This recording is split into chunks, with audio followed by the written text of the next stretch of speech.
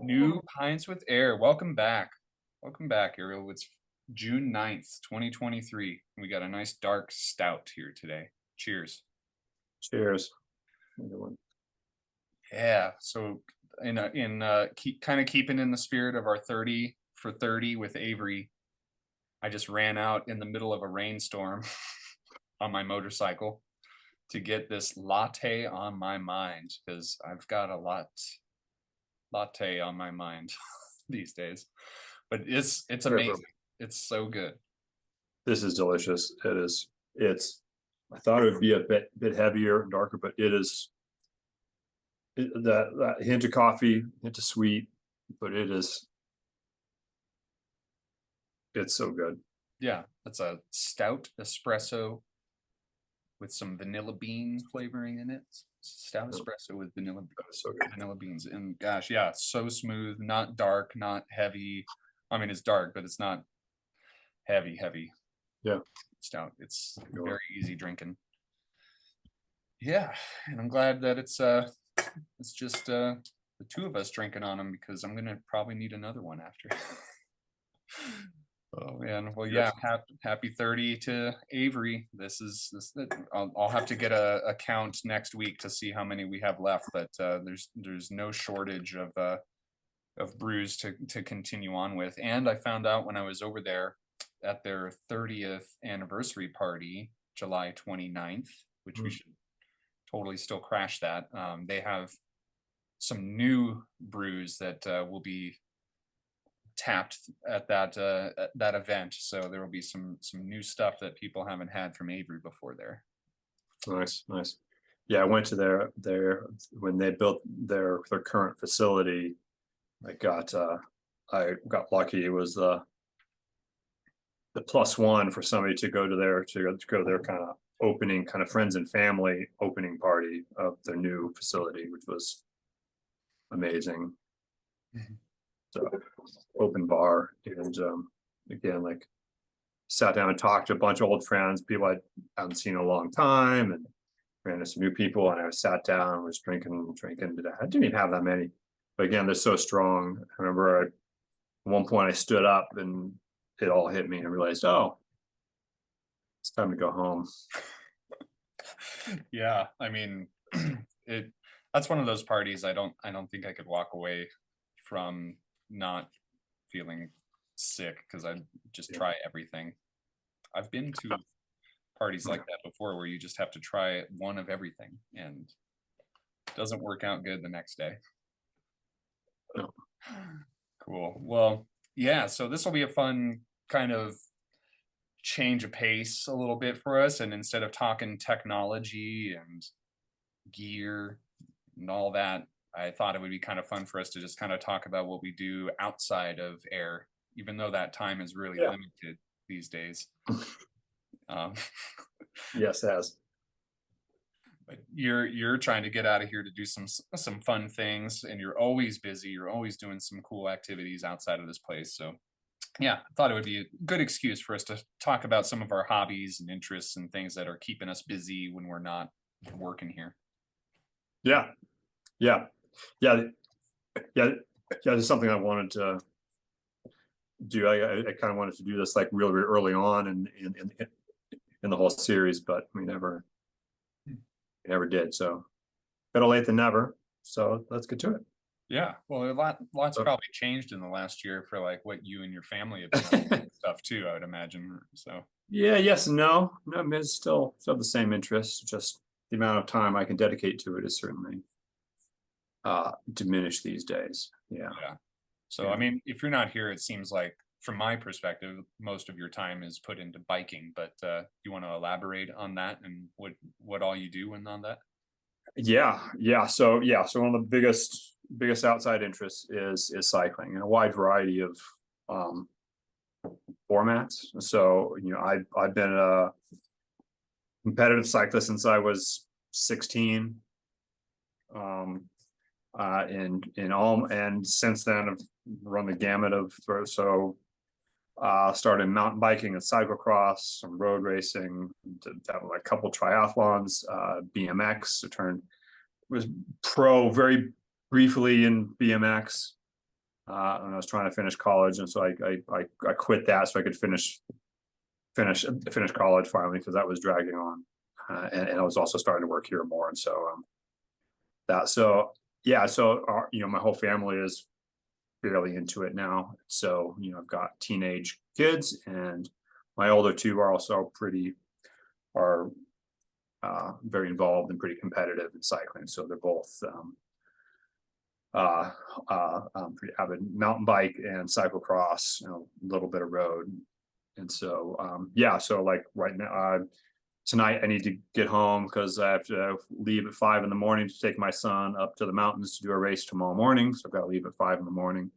But his bike needs work, so I need to go work on his bike. And so yeah, so I spent my first several jobs were all in bike shops. And so I started when I was 14.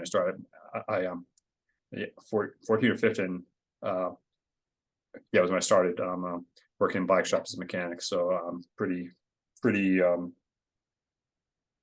fluent in bike technology and mechanics of fixing bikes. Really enjoy working on bikes and building bikes and building wheels. I love building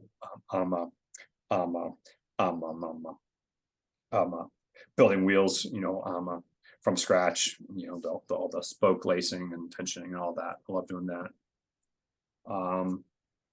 Yeah, so now my wife and I are now the head coaches of the Boulder High School mountain bike team, which is the biggest high school team in the state, and it's been the most successful team in the state. We've been involved in the last couple of years, so the team's been running in the league for 14 or 15 years now. And so in the fall, a couple days a week, I've got to leave. I have to leave work early so I can go coach the team and go ride. And I'm a little scared right now just because been so busy this spring. I've not been riding enough, and so I'm completely out of shape, and it's gonna really hurt from July, August, when I have to start riding with teenagers again. It's gonna hurt. Yeah. So are you competitive yourself anymore these days, or mostly coaching? Yeah, mostly coaching. I haven't done a race in a couple of years. I really still really enjoy cyclocross racing. Cyclocross, I think, is one of the most awesome sports out there. Certainly in terms of cycling, because it's such a it's short enough and fast paced enough, and it's a short enough track that it's probably the best spectator friendly bicycle sport. And because this happens in a relatively small space, you can see most of the race unfold in front of you, and it's half hour to hour long, and it's a lot of different categories, and from there's from under 10-year-olds to over 70-year-olds are out there doing it. It is fantastic. So so usually in December, family and I, is when the national championships are held, and so we usually travel for that. And so last year was in Hartford, Connecticut, and this year's in Louisville, Kentucky. We travel from Seattle to Reno. It was Chicago the previous year. So yeah, we travel all over for that, and I really enjoy that sport. And I think it's it's such a demanding sport, and that it's you're not just pedaling. Cyclocross demands that you get off your bike and maneuver obstacles such as stairs or barriers or a creek crossing or logs, anything. So a good cyclocross course actually forces you to get off your bike, and so the technique of getting off your bike and maintaining speed is a challenge, and that's something that I think I'm good at, or was good at. But anyway, you have not been competitive at that in a few years now. Getting older, getting busier, not training enough. Have you ever done like a triathlon? You split it up between biking and running and stuff. Yeah, when it was like right in last year of high school, right out of high school, we did a team relay triathlon. I don't think I've done a full triathlon myself, but I've done a team relay version of it. Yeah, and so that I would be good at the running and the biking. The swimming, I'm not fond of.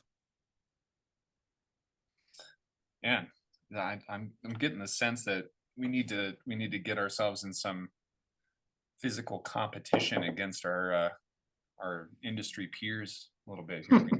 There should be like a hi-fi Iron Man or something. Yeah, so and that's actually one of the things that connected Charlie and I early on, was that he was also a very avid competitive cyclist in his younger days, and even some of our previous employees like Gary Mulder was a very accomplished road cyclist and raced for the national team, raced every country of the world.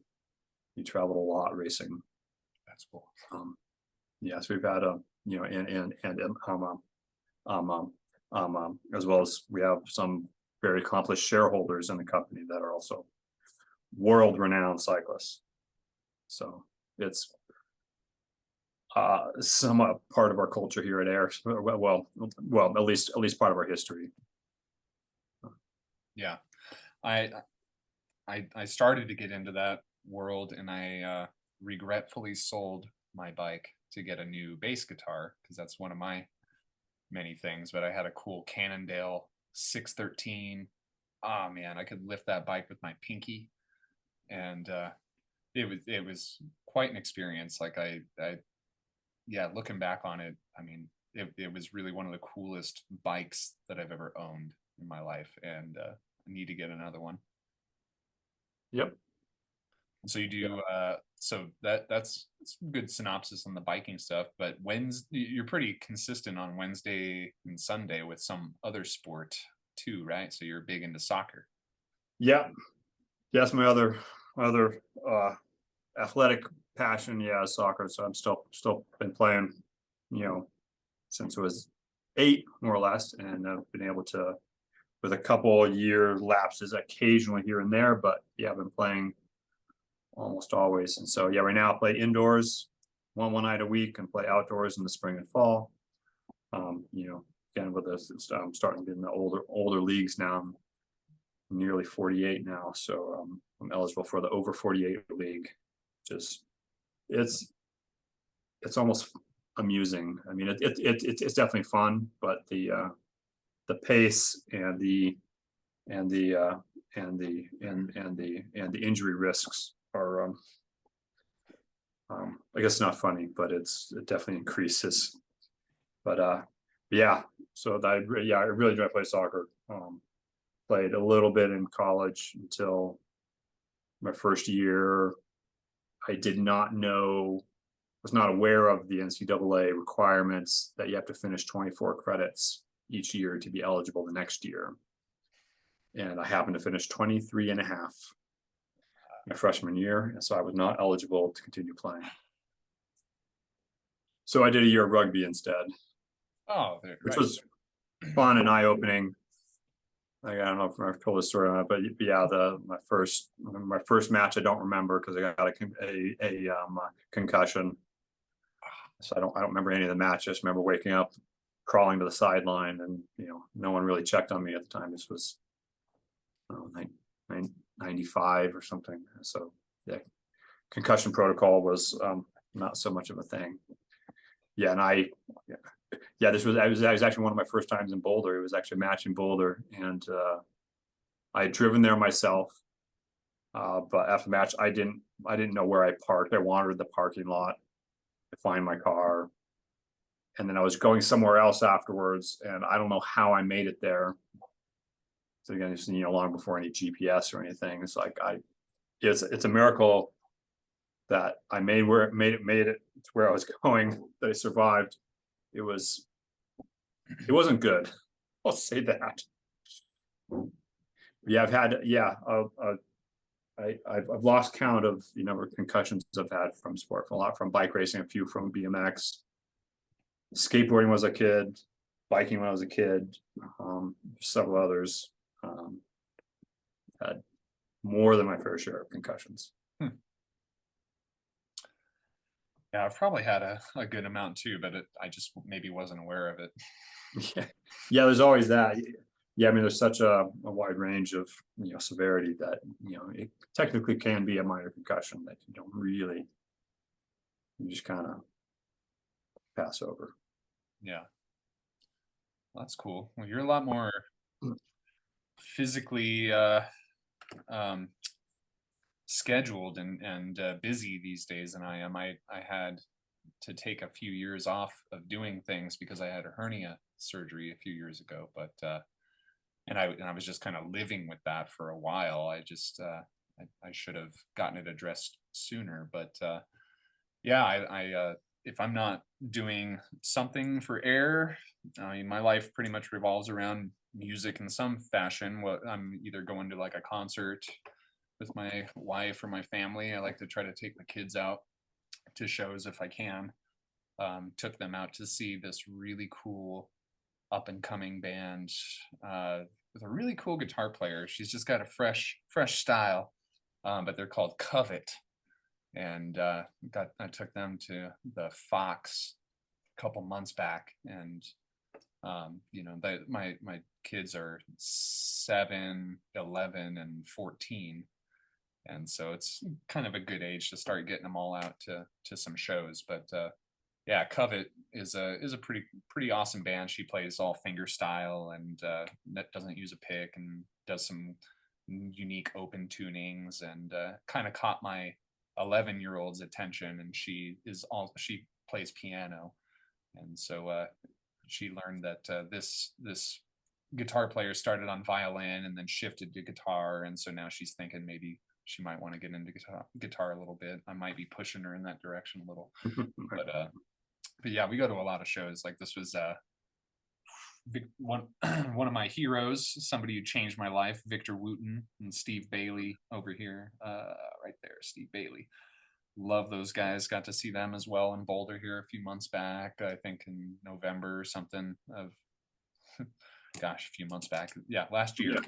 Saw them last year at Boulder. But yeah, I got some Tool tickets today. I'm gonna go see Polyphia this year. That's another fun new band I've gotten into, and got some big rock concerts for like Mudvayne and Mastodon and Gojira, and there's still plenty of year left for shows. I mean, like all those I already have tickets for, but it's like I try to go as much as I can, but I'm very much bound by my family's schedules and stuff, and so there's a lot more going on, more and more these days. But yeah, always trying to do something music, and play bass guitar. I haven't played with a band in a while. I think like the last real band I had was probably like 10 years ago, and it's just some friends from Guitar Center called Bridge of Arta.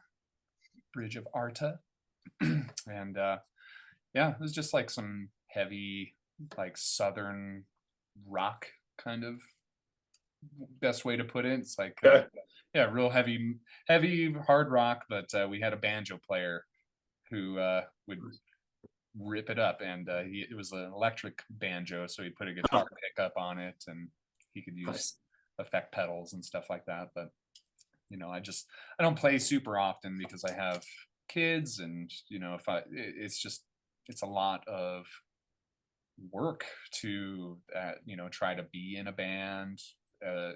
Playing covers of another band is one thing, but like to try to be creative and write something original and refine that process, I mean, it is a labor of love. And yeah, I mean, as I get older, I get more and more respect for these guys that like just live their life on the road. It's just the day in, day out, somewhere different, and waking up in a new city, playing music probably a couple hours after you wake up from traveling, and just in front of everyone. I mean, it's a lot of work. I'm kind of a homebody. So, you know, as much as I want to be a rock star, that's a big element of it. So yeah, music. Cars is my other thing. I love my cars. I'm got a Mazda love obsession, I'll call it. Indeed. Yes, I noticed that, and I almost share that. Yeah. Yeah, Yeah, I'm definitely jealous of that car right there. I've been coveting one of those for 15 years, 20 years almost. I'm jealous of yours. I'm jealous of what you have, even though it's not running right now. It's not running, it's sitting in the driveway, making my wife mad. Yeah, I want your car. Well, so yeah, this is a 93 Mazda RX-7. What year is yours? Ariel has an RX-7. It's an 85. 85. 85, the very last, the best model of the first generation Yep. RX-7s. And it's an awesome little car when it runs. Oh, it's so much fun. This one runs. This one runs. I just choose not to drive it that much. It's gotten to that point where it's kind of become a highly sought after collector's piece in a sense too. So I don't drive it that much. It's taken a little bit for my wife to understand that my Mazdas have become kind of investment pieces, but Right. but they're an amazing company. I mean, like they just do everything right through. They're to me almost like an engineering company first. You know, like they've been able to overcome some of the biggest challenges in the automotive industry over the years, and they just for the size that they are, kind of reminds me of us. For the size that they are able to contribute some amazing things to the automotive industry and kind of change the direction of it almost in a lot of regard. But yeah, love the rotary engine. That's kind of where the core of it started. But you know, I love pretty much any Mazda. Like this is my dream car. I could have probably at this point in my life gotten into some kind of Porsche or something, maybe, you Right. know, but I don't know. It's just the sound, the feel, the sensational kind of experience that I get with that rotary engine. It's just, it doesn't compare. Yep. But thankfully I've got more toys with wheels. And so I'm not bicycling that much these days, but I've got another love obsession with motorcycles, and so this is like my daily ride, and rain or shine I'll get on this bike, and it's so much fun. It's quite a rush, and I don't know, just say I've been used to driving fast sports cars my whole life. This is actually my second RX-7. I had one just like this in high school, back when they were cheap. Right. And affordable.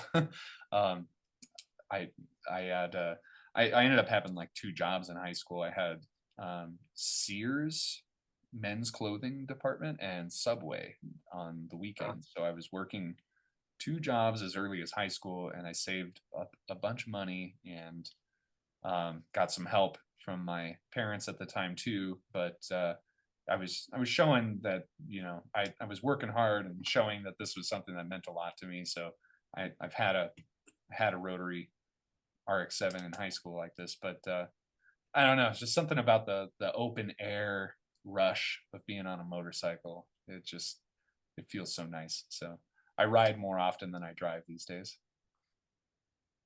Yeah, as long as it's not dumping rain here like it has recently. Yeah. Even then, but yeah. Yeah. Yeah, I've often wanted a motorcycle, but I know that it would be not wise for me to get a motorcycle. I know, yeah, I don't think I would survive long on a motorcycle. I really don't. I I like to go fast too much. Too fast. Yeah, I mean, at the ripe old age of, I guess as of right now, 36, I feel like I'm a lot more mellow on the bike than I would have been 5 or 10 years ago. So I Right. feel like you'd be okay. Maybe, I don't know. I'm Yeah. not convinced. Yeah. I got to ride a dirt bike once or twice. It was so much fun. So much fun. Yeah. But That that's kind of what started it all for me. I mean, I haven't been riding on the street, but for the last like 3 4 years or something, but grew up on dirt bikes, like riding since I was like a little kid. My older sister would put me on her lap and we'd ride this like three-wheeled mm, ATV or ATC, whatever you'd want to call it. And yep. that's I was probably like 3 or something or 4, and I kind of like remember that. And there's pictures and video of that when I was a kid, and I think that that's like where it really started, like my love for things with wheels and motors. It's like just before like as like a toddler riding around on this thing with my sister all fast through the street. Right. Yeah. So yeah, I took the I don't take very many vacations, but just recently I snuck away after Expona, and I took the family to this super cool amusement park in Colorado. Here is down in Glenwood, but it's like a Springs. mountaintop amusement park. I've never been there. Oh, it's so cool. I mean, like this, my big head's in the way, but this is like south right here. This is like directly south, and then over here is heading out west towards Utah. And I didn't get going out east over here, but there's just kind of like at the top of this mountain amusement park, you can see south, east, west, forever through the mountains here. And there's this like terrifying roller coaster right here that's just on the edge of the mountain as it starts going down. We took a gondola up to get here. You can kind of see these little pergola things here that took us up, but it was the coolest experience. A mountaintop amusement park down in Glenwood Springs. So it's like, oh man, it was great. I one of the highlights of our travels over the last like year or two, like we haven't done a whole lot in the last few years, but like usually we like to go camping or something kind of simple like that, and Yep. just get away. But yeah, this was a standout experience. I'll highly recommend. Mm, mm, And so yeah, I guess another thing that I hope to get back into very soon, and this is kind of because of the post hernia, is judo. And I've done various martial arts over the years. I've done like almost 3 years of taekwondo with this awesome teacher. I wish I had a better appreciation for him at the age that I had, but Bob Cheney. So anyone in the fight world can look him up, Bob Cheney. But he was like a world-renowned taekwondo champion, and so I studied with him for almost 3 years, and then did Brazilian jiu-jitsu for like a year, Muay Thai for about 2 years, but judo I had done for almost 4 years before I had my hernia, and that was probably my favorite of all of them. And it would be my son and I, we would drive from Boulder down to Denver, down to the Denver Buddhist temple and practice there. So it'd be like a good hour commute just to get down there for practice. And there were so many nights where he would fall asleep in the car, right? And I'd have to like wake him up and be like, come on, let's go do judo. Um, and then he just wakes up and gets thrown around and stuff. But I absolutely love that discipline. I would like to get the rest of the family back into it, because yeah, it's a big deal to me. As aside from like the regular physical aspect of it, there's a lot of like mental discipline that comes with that I really like a lot. A lot of mindfulness. Like you can't step on the mat with your right foot first. You have to step on the mat with your left foot first, and you have to exit the mat with your right foot first. There's like a sequence that you even get onto the whole mat with. And so it just really kind of puts you in this focused mindset. And I did karate when I was like 5. for like it was such a little kid, and Yeah. I never really appreciated it at that age too. I didn't, it was fun, but like, being forced to do all these things at that age was kind of hard for me. But my I guess what got me into judo was my son was when after we had him and he was getting to be about 5 or 6, he was wanting he mentioned karate, I think, and I just didn't want as much of like an offensive technique to be taught at that age. I thought that it would be good for his kind of energy levels, especially being a boy, to kind of take something on that's a little bit more mindful and like, oh well, if they do this, then I do this, and not have some kid that's running around the house like, "Ah!" Yeah. um, so yeah, that whole thinking about all that, like having a kid of my own in the house running around trying to be some karate master, I'm like, well, maybe judo, and I just fell in love with it. And the aspect of it being an Olympic sport is kind of a big deal for me too, because yeah, both taekwondo and judo are Olympic Yep. sports. And I guess for anyone listening who's curious, a cool tip that I found out is if you go to like, I guess at least in the USA, you can go to Team USA Judo and like go through the Olympic channels to find a good kind of Olympic grade instructor, that in a lot of the cases they're usually doing those through nonprofit organizations, and so they're really just driven and dedicated to teaching the craft and kind of perpetuating that culture. And it's maybe not as monetized or anglicized, I guess, as so a lot of the Asian martial arts can be out here. So I found great luck with that, finding good purist kind of forms of the instruction through those channels. That Denver Buddhist temple that I went to, they are all the founders of it were all first generation Japanese immigrants who studied there under the founder of judo, um, and then brought it to the United States. And so they teach a very, yeah, just pure and traditional form of it, and not so much of a kind of like a mixed martial arts modernized version of it. Mm. I like the culture and the kind of the history aspect behind it and want to preserve that. Yeah. Awesome. Yeah, music, cars, and judo. That's like me right there, and then my family.